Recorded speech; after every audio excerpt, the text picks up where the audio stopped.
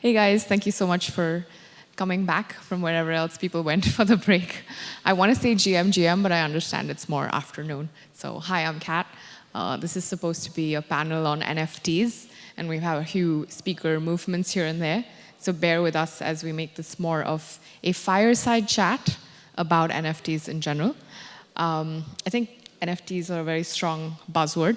I've been in the space for a while now. I've done the flipping and the delisted NFTs lying like dead tokens in my OpenSea wallet for a while. I've also sold them for a profit, and I also work with companies where they're trying to build NFT tooling and such. So I understand it's an up-and-coming industry, but I also understand that there's two sides to a coin. And so joining me are Mark and Ante, and I'm going to give them the mic to sort of introduce themselves. Yeah? Hey everybody, thanks for being here. My name is Mark. I'm working in business development with an NFT standard in the .sama space called Remark. We're building nestable, composable, forward-compatible, and eternally liquid NFTs in the .sama space. And I'm excited to chat about NFTs with our lovely panelists. Thank you, Mark. Thank you, Schwarze Katze. So my name is Ante. I'm the CEO and co-founder of the Football Club. A few words about the Football Club. So we are actually building the metaverse for football fandom, and to become like the epicenter of football, all about the football community, football culture, and football lifestyle. And we are most likely specialized on virtual NFT merchandising. So becoming a user on TFC means that you're becoming an avatar, and you can equip the avatar with items, and all these items are based on NFTs. We have to play relay with it. Forgive us as we play relay here. I think we start with the first question on this panel. Basically, it's about NFTs as asset classes. We all saw what happened with Terra in the past few weeks, and it's one thing to be traders, it's quite another to buy NFTs, flip them as something you want to keep in a basket of portfolios. So look at them more from a DeFi standpoint as opposed to just art or just media. And I think one question I have for all of us is how do NFTs as investments or asset classes help during the bear market that we're currently in? And that's a larger question about DeFi in general. So DeFi is, we know it's decentralized finance, but finance comes at the cost of, stocks are finance, bonds are finance, tradable tokens are finance, securities are finance. And so are NFTs more than JPEGs? I guess that's more of where this question is coming from. So I'm interested on your thoughts. Okay. Yeah, so I think as investments and asset classes, the store of value for NFTs as delineated in a native cryptocurrency for anybody who's long crypto is a really interesting idea to explore. If you're holding crypto, you don't intend to sell it, want to put it in a place where it's maybe going to grow or maybe at least not going to lose value as quickly as the volatile base layer market is interesting. And then as far as rarity goes, of course, investing in NFTs, specifically the PFP collections with the more rare traits, then we can kind of get involved in exploring rarity floors as well, and that's very interesting. Also, bear is a time for building, and so we can explore a little bit more in that time, as opposed to just buying and flipping and getting crazy during the bull markets. In that sense, how do you feel about Eminem and the Kim Kardashians of the world sort of buying apes, and they sort of probably go to an investment manager somewhere who probably puts them in a Sotheby's, and then the market falls, and then the value of this BFP, which is essentially a JPEG on the blockchain, falls significantly because of Ethereum. How do we, I don't think we'll ever get rid of volatility, but is there something more that we believe NFTs can bring to investment classes in general? I think that's sort of just a speculation, or any thoughts that you have. There's no right or wrong answer, it's just speculation.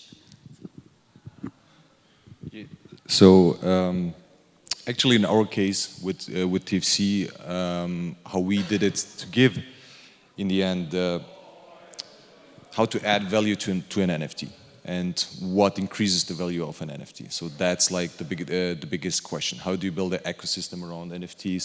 How do you build like a value chain ecosystem around NFTs that, you know, users have reasons to buy NFTs, that they buy it, you know, with a purpose because they believe in something which is more than just art, which is more than just a collectible.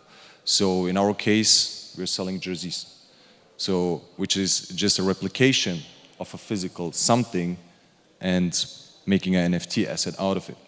So what we did is we are adding utility in a gamification system which gives users inside of the ecosystem high benefits. And this is one of the reasons why they are actually buying. What does that mean? Is, for example, you know, based on a fantasy game, you get multipliers, for example. So on each event, let's say somebody scores a goal, and if you have a jersey of that specific player, you're getting more points. To enter different challenges, you have to, you know, own at least 5 of Epic jerseys, for example, and so on and so forth. And Epic is also a very, very important topic based on scarcity, how often is something available on the market, and so on and so forth. Yeah, and I think back to delineating NFTs in cryptocurrency, right? If measuring in a fiat currency, dollars, euros, whatever, then yeah, of course, as markets are falling for both crypto and NFTs, then that compounds the losses. Yeah. If a person is long crypto, then really what we can do is look at, you know, the value in cryptocurrency and maybe lose a little bit less. And yeah, as exploring kind of more the feature set of the NFTs, if we could talk about like equipable and nestable NFTs and an item economy around like a base or an avatar NFT, then we can really start to diversify what an NFT economy looks like that, yeah, exists on a base layer crypto, right? But if the transactions are only ever happening in cryptocurrency, yeah, then the value gained or lost can be measured in that base currency as well.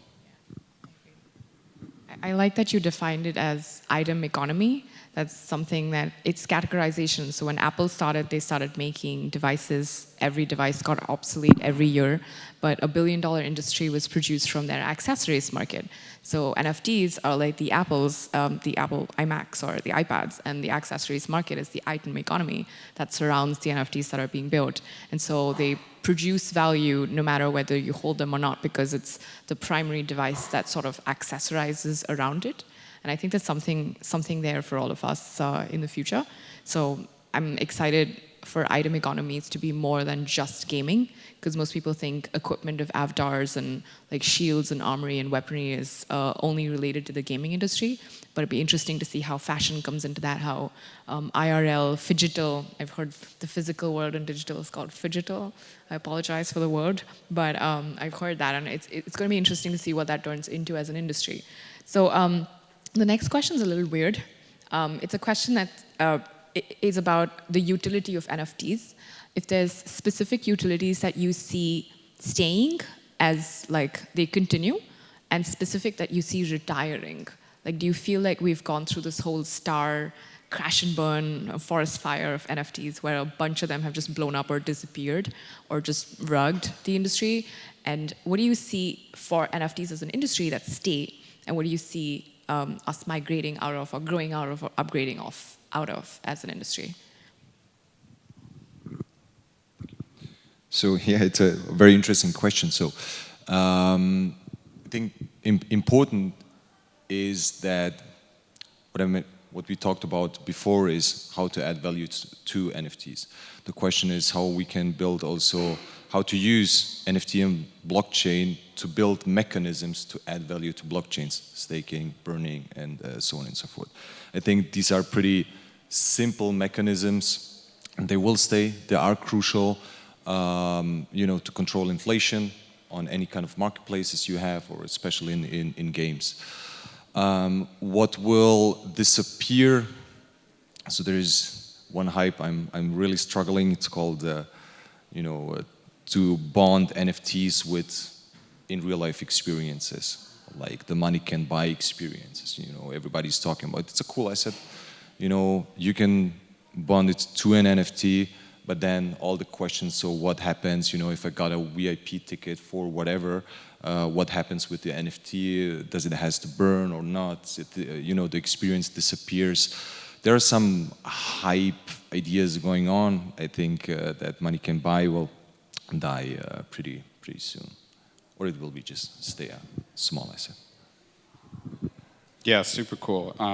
I think the PFP situation is, I think we'll see it stick around. I think we'll see it evolve, maybe more as an avatar PFP, except less of a picture and more of an avatar, so maybe a profile avatar. What else? I think gifting art, gifting music is absolutely a use case for NFTs that exists maybe a little bit out of industry, but gifts are important for all of us as humans, right? Ticketing is one that I thought about as well, and maybe one that has not yet been fully explored, and we can go a long way. And then, yeah, governance, rewards, and participation trophies. Like, we're a generation that loves participation trophies, and now we can do this with NFTs and blockchain. That's actually pretty interesting. That's interesting that you say that. I think NFTs as PFPs will be more around emotional association. Like, what do you associate with? You want to be a demon, cat, dog, avatar, dragon, whatever you want to be. You can be one as an NFT, but in the human body, you probably can't be that. So I actually bought a friend a wedding gift as an NFT in Asia, and it blew his mind. He told everybody on the wedding party, he's like, oh my God, I have NFT. And in the wedding week, it fell in value by 15x. So not so great gift. Well, I did spend 15x to buy it, so here goes. But gifting is really interesting because I bought the NFT because it looked like him, and I bought it had a female NFT with it, which didn't look like his wife, sadly, but it was supposed to be an association. So I feel like association, and there's a lot of emotional value that rides with something that you wear with pride. The clothes on us today, the shoes on us today, the brands we choose to consume, the NFTs that we wear as avatars in Discord or Telegram or Twitter, they're what we choose to associate with. And I feel like that industry is kind of sort of not going anywhere. It's just going to evolve. Like you guys said, there'll just be a lot more utility around it. So it's interesting. I think the next question is a little more contemplative in that we all know that NFTs on Ethereum do really well. But sometimes we feel like they struggle more on other chains. Like, I do know some of you are building on Sama and a couple other platforms. Like, we know Polygon NFTs statistically don't sell as much on OpenSea as others do. What do you think about NFTs on Ethereum vis-a-vis any other chains? And I can take a stab at it by saying that several other chains are they're just early. They're just really early. They're all still building their tooling. They don't have large communities, and so they constantly need to bridge with Ethereum to access much larger ecosystems and therefore much larger capital, because Ethereum is properly coupled with Bitcoin, which means the value of your NFT remains a certain amount, whether you flip it or you hodl. So how do you feel about the ecosystems that you all are building in vis-a-vis the Ethereum NFT ecosystem? Cool. Yeah, so we're building in Sama, and this allows for some really interesting features that we can explore. Nestable, multi-resource, forward-compatible NFTs. And so I would say the vast amount of my experience with NFTs has been in the Sama space. Not as liquid a market, of course, but the interesting thing is that we can write these standards in Solidity, as well as we're exploring Ink contracts, WASM, WebAssembly, so we can really start to explore this interoperable NFT space. And as far as I know, this is not something that's possible in the Ethereum space, albeit more liquid markets, access to OpenSea, and large communities. But personally, we think that the R&D that we can do in the NFT space, which is possible in Sama, is worth the kind of exploring that edge there. And then as far as Solana and other crypto ecosystems, I don't have a whole lot of experience there, but it does seem like there's some strong communities too. So I think my perspective is a little bit different because I'm not looking on blockchains from a technological perspective. I'm looking, from a consumer perspective, from a business perspective, and it's that tough decision you have to make as a company, on which chain, where to build exactly. And in the end, I think it's always a purpose and motivation question. So why do you choose? We choose for flow. Why did we choose flow? Is because of speed, efficiency, development reasons. Why we are not going on Ethereum, because it's not Web 2 consumer ready, and it's also not ready for low prices. So especially, let's take again our case. If we are selling something for $30. And if a user has to pay like $300 gas fees, it doesn't make sense, right? And but on the other hand, so we choose Flow. It's not the best ecosystem, to be honest.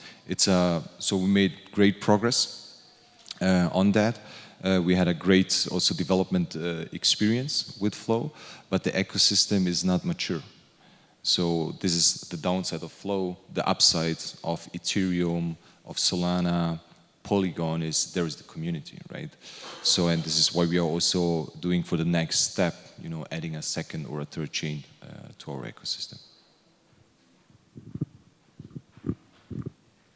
I think it's interesting you say that because in some way, because Ethereum is so expensive in gas, it sort of forces people to look for other L1s, L2s, and dApps to nest their NFT systems on, especially if they're utility-based, because utility transactions are so much more frequent than buying NFT purchase transactions. And if gas wasn't as high, then the other ecosystems would just die out. And so it's like a plus in some sense. But it's also interesting that the others will then start having USPs. Like, this is just a hypothetical example, but for instance, like Kusama or like Polkadot could get famous for merely utility NFTs, and something else could get famous for art-specific NFTs. Something else could get famous for fungible NFTs or fractionalized NFTs because it's just easier to break them up into little bits in secure fashions. So I think it's just it's a matter of time, and one person's trash is other person's gold. Something that Ante wants to add? Yeah.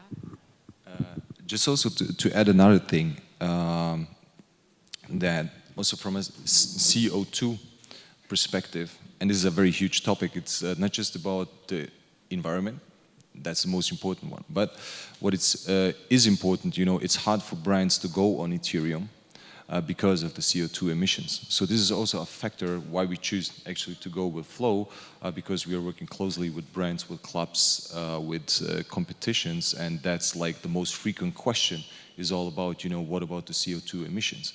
And they are extremely high. So of course there is our solutions, Polygon, but still they are on Ethereum.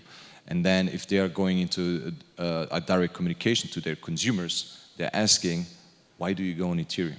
Even if they are on Polygon, right? So it's also a pretty important factor. Yeah, I think this is a really interesting question, is what do NFTs for environmental awareness and environmental impact look like? Because this is one of the biggest counter narratives for NFTs and blockchain period is the carbon consumption or carbon emissions. And so, yeah, what do the NFT projects awareness look like? Where are they building? And even if they're building on Ethereum, what does a carbon negative NFT look like, and how do we achieve that? It's a very interesting question. Yeah, I have a slightly contrarian opinion to that because it's like you can have a clear conscience, you can choose to build on an emission-effective environmental platform, and yet, when the mint completes and the first NFT is sold, the entire secondary market nests on OpenSea, which is grossly centralized and grossly emission heavy. So you don't get to avoid that spectrum at all. And so we all fail. And so I wonder sometimes if it's too early to ask the question, are we emission friendly? Because crypto is the largest tectonic shift since the Industrial Revolution. And who questioned the Industrial Revolution about their emissions? I don't think anybody did. Capitalism was very happy making all the money we made with the Industrial Revolution. So isn't it way too early to be questioning the energy consumption of Bitcoin, NFTs thereof, Ethereum, or everything else? So like Bitcoin is the father of like all blockchain, but is it really not that very early to be questioning this?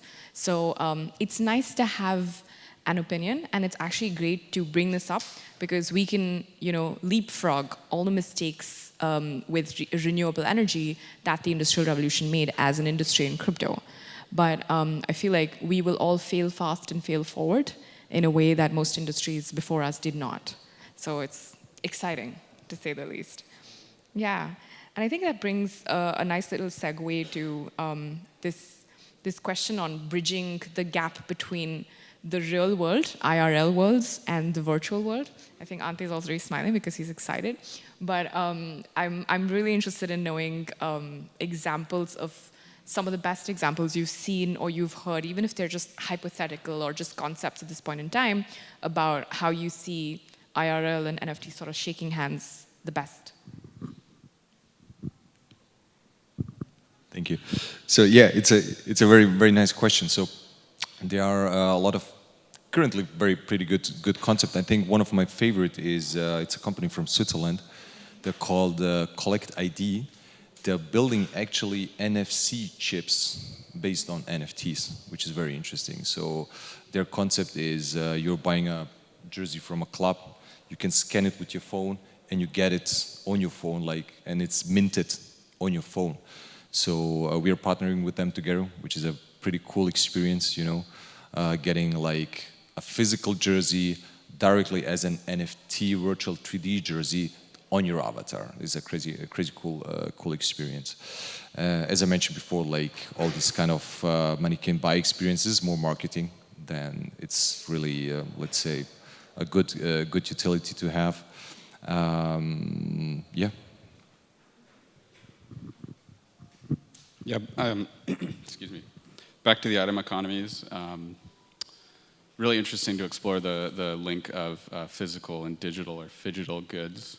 And yeah, for instance, like this hoodie, right? We could sell it as an NFT and add a resource that includes a burn memo or whatever, with maybe Web 2 with an address to ship to. And you have a sweatshirt that you can equip on a base NFT and then also receive this sweatshirt IRL. And so you have like a physical good that's represented digitally with an NFT, and that's very interesting. I think supply chains too, and linking supply chains with NFTs is a way that we can do resource distribution better. Because I don't think we exactly have a lack or a scarcity of goods, right? Like housing in the Bay Area, we hear about how housing is such a challenge in San Francisco. There's so many empty houses, there's so many Airbnbs, there's so many places where people could be living, and if we just had a better resource distribution or track and trace system for all of these goods that we have around the world, we could maybe do this this last minute like distro process a little bit better and a little bit more efficiently. If you had a room that's an NFT and you rent the NFT, then you can rent the room and live there too. Yeah, interesting things to explore.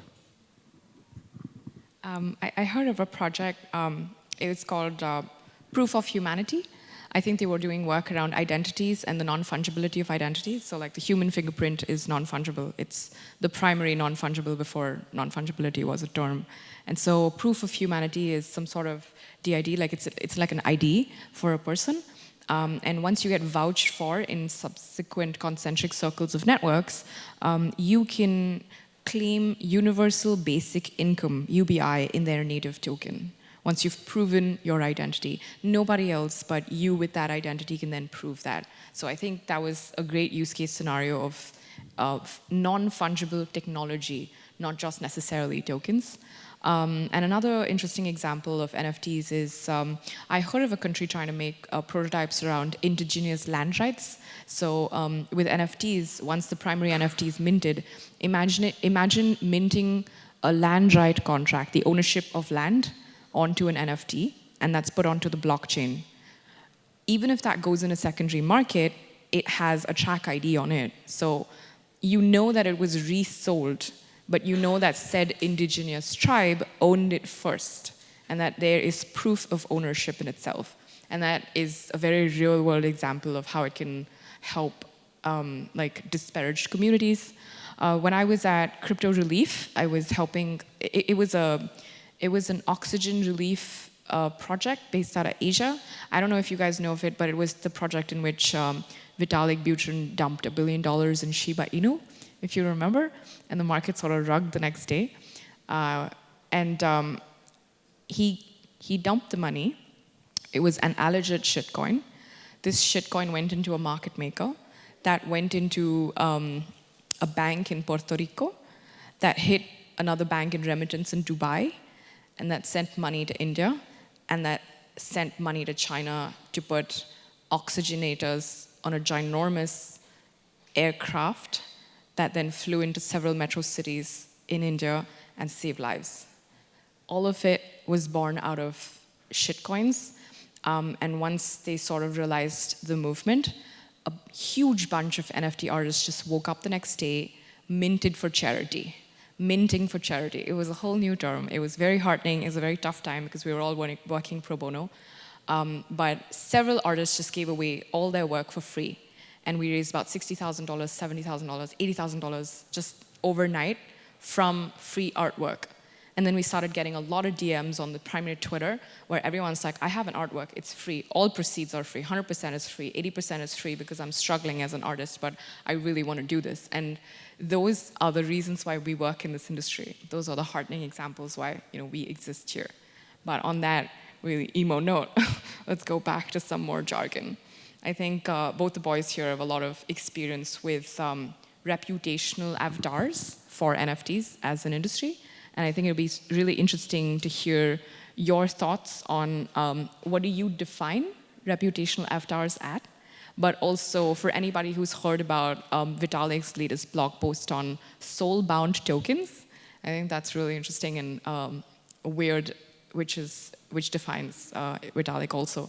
What are your thoughts on the future of reputation as an avatar, but in NFTs? I think it's your home turf. What? Home turf? Okay. Yeah, for sure. So, I mean, I think this kind of gets back into the IRL and digital, phygital use cases, right? So we can look at governance rewards, NFTs as governance rewards, and then what does that governance do? Well, it can be on-chain governance, chain upgrades. In the case of .sama, it's forkless upgrades as the chain is moving along, creating blocks. We can also explore like IRL governance, and one of the things we might see in the next few years is NFTs as rewards for voting, like that little "I voted" sticker, and now you have it on your Ethereum account or whatever crypto address somewhere. As far as reputational tokens go, there's a lot of really interesting use cases that we can explore. If you have a reputational NFT that a DeFi protocol can read, then maybe we can start to explore under-collateralized loans as opposed to these over-collateralized deposit ETH, and then you can take out a loan against it or whatever. Yeah, so we have a few different examples in the Remark space. This governance trophy for KSM referenda votes is something that has been built on the Remark platform. Is very interesting. We've seen a very marked increase in voter turnout as these NFTs are being distributed as rewards. Very cool. There's a prediction market parachain in the .sama space that we could start to explore, like reputation based on how accurate your predictions are. So we see all the time on Twitter, Bitcoin to 100K this year, and then later that Twitter post gets deleted. And so mint that Twitter post as an NFT and send it into the person's wallet, and then that make it non-transferable or however that works. And that could be like one way for a person to really own that prediction, and exploring that in prediction markets could be interesting. Yeah, IP management is another one. If you have licenses that are inherently non-transferable for, yeah, exactly, and you have that equipped as an NFT into this other NFT as like the intellectual property license, then maybe the meta base NFT can be transferable, but that soul-bound or non-transferable license and rights that are associated with that work are transferred as well. We're also exploring NFT brains and NFT avatars.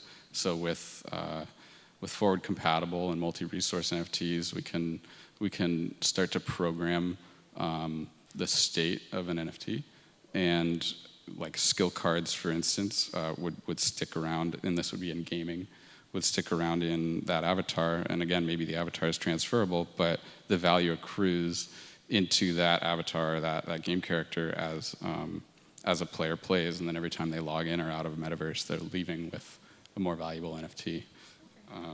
Yeah. Very nice. So I would have nothing to add to that, what you said. Maybe the only thought about the SBT, soul-bound tokens, is how this will be bonded to our identities in future. Like seriously, you know, if we as personalities and identities will, you know, be a part of the blockchain as you're born, and then you're getting a SBT token that you are born, and then, you know, how you raise over time in your life, this will be something very, very interesting if this goes seriously in real life. I think when BAYC and MAYC have, sorry, oh my God, I'm clumsy, sorry. I think when BAYC and MAYC have like these closed door events that nobody but an ape holder can enter. I think when DJs like, I don't know, chain smokers and such, they've got NFTs of their own, collections of their own as fractal records. So you have to flash the NFT to enter the concert. I think that to a certain extent is reputation. It's like, oh, I own this, and so I enter, and you don't. Like people who don't own it don't enter. And I also think there's, one thing is the ego boost, and quite another is pegged to the previous topic of identity, where it's like, I'm an NFT as a person. I studied at MIT or Harvard or whatever, that's a check mark. I went to this school, that's a check mark. This is my previous experience. It's like your Facebook, your Instagram, your LinkedIn, your schooling, your everything all rolled into one. But also I voted, and also I'm a minimalist, and also I'm an environmentalist. All of that are keywords that peg to reputation of an individual. So it's like something you wear with pride. So I feel like NFTs have a lot of, like I said, association. And so these are not resellable NFTs, because at the end of it, they are non-fungible. You are the only one unique person. But it's also like if someone in the future, like let's say in like 2035 is hiring you, they probably just look at an NFT of your reputation, and they know everything there is to know about you, and that's your resume. And then you just use that, and then you get hired or don't. So I think that's just like the sky's the limit for mutations of reputational avatars. And now I've been told we have only 15 minutes left, so if you have questions, please go crazy. We'll do our best to speculate, but we're very happy to hear even your opinions to some of the questions we've asked. Okay, there's a hand there.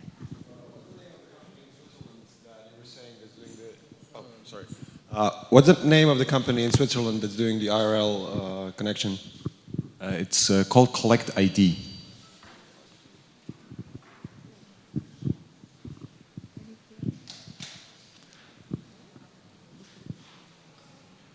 Is there any questions, perhaps?